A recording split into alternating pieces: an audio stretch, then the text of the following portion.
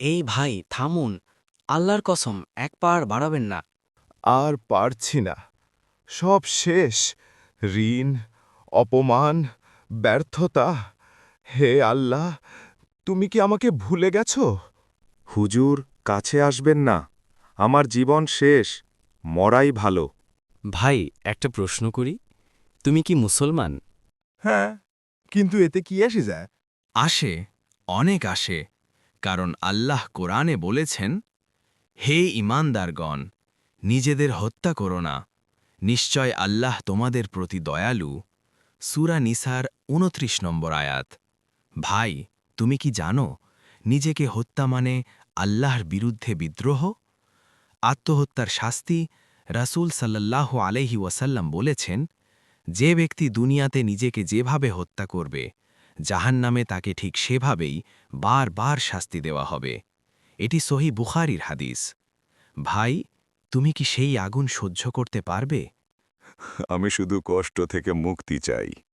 কষ্ট থেকে মুক্তি আত্মহত্যা নয়, কষ্ট থেকে মুক্তি হল সবচেয়ে ধৈর্যের পরীক্ষা। আল্লাহ বলেছেন, নিশ্চয়ই কষ্টের সাথে স্বস্তি আছে। ভাই, রাত যতই অন্ধকার হোক, ফজরের আলো আসবেই। আজ তুমি মরতে চাও, কিন্তু কাল হয়তো আল্লাহ এমন দরজা খুলে দেবেন যা তুমি কল্পনাও করনি। আল্লাহর রহমত। ভাই শোনো, হে আমার বান্দারা, যারা নিজেদের উপর জুলুম করেছ, আল্লাহর রহমত থেকে নিরাশ হয়ো না।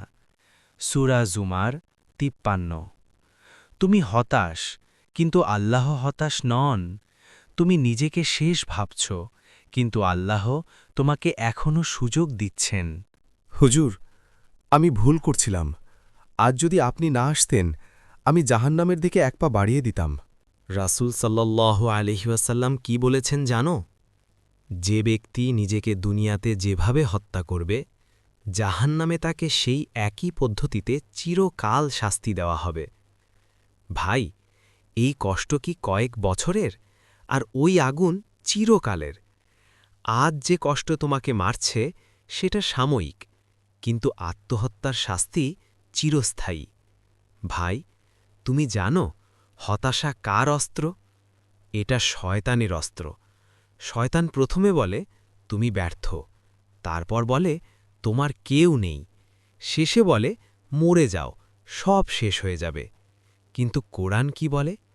শয়তান তোমাদের দারিদ্র্যের ভয় দেখায়। সূরা বাকারা ২৬৮। ভাই, শয়তানের কথা শুনো না, আল্লাহর কথা শোনো। ভাই, এই দুনিয়া পরীক্ষাগার।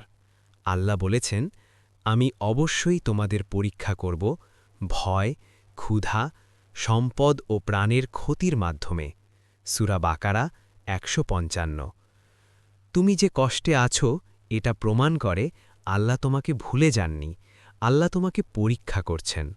যে পরীক্ষায় পাশ করে তার জন্য আছে জান্নাত। ভাই, এই আয়াতটা শোনো, এটা হতাশ মানুষের জন্য। হে আমার বান্দারা, যারা নিজেদের ওপর জুলুম করেছ, আল্লাহর রহমত থেকে নিরাশ হয়ো না। সূরা জুমার ৫৩। ভাই, তুমি যত বড় গুনাহই করো না কেন, আত্মহত্যা করলে আর তওবার সুযোগ থাকবে না। আজ বেঁচে থাকলে এখনই সেজদায় পড়ে গেলে আল্লাহ তোমাকে মাফ করে দেবেন। ভাই, রশি নামাও, চোখ মুছো, সেজদায় পড়ো। আজ তুমি মরতে চেয়েছিলে, কিন্তু আল্লাহ চেয়েছেন তুমি বাঁচো। হয়তো আগামীকাল তোমার মাধ্যমেই আরেকজন বাঁচবে। হে আল্লাহ, এই বান্দাকে হেফাজত করুন, হতাশা দূর করে দিন, শয়তানের ওয়াসওয়াসা থেকে রক্ষা করুন। আমিন। প্রিয় ভাই ও বোনেরা, আপনারা দেখছেন ওয়েলকাম টু খুলনা টিভি। এই চ্যানেলের উদ্দেশ্য কোনো বিনোদন নয়, বরং সমাজকে সত্যের পথে ডাক দেওয়া, হতাশ মানুষকে আশার আলো দেখানো, আর কোরআন ও সুন্নার আলোয় জীবনকে সুন্দর করে তোলা। ওয়েলকাম টু খুলনা টিভিতে আমরা চেষ্টা করি ইসলামিক নসিহত, হৃদয় ছুঁয়ে যাওয়া গল্প, সমাজ সংশোধনমূলক বক্তব্য এবং বাস্তব জীবনের শিক্ষা তুলে ধরতে। আপনি যদি এক মুহূর্ত উপকৃত হন, যদি একটি কথা আপনার হৃদয়ে দাগ কাটে, তাহলে বুঝবেন এই চ্যানেলের প্রচেষ্টা সার্থক। সবাইকে অনুরোধ, চ্যানেলটি সাবস্ক্রাইব করে রাখুন, ভিডিওগুলো শেয়ার করুন, কারণ একটি শেয়ার হয়তো আরেকটি জীবন বাঁচাতে পারে। আল্লাহ যেন ওয়েলকাম টু খুলনা টিভিকে হেদায়েতের মাধ্যম বানান আর আমাদের সবাইকে সঠিক পথে চলার তৌফিক দান করেন। আমিন।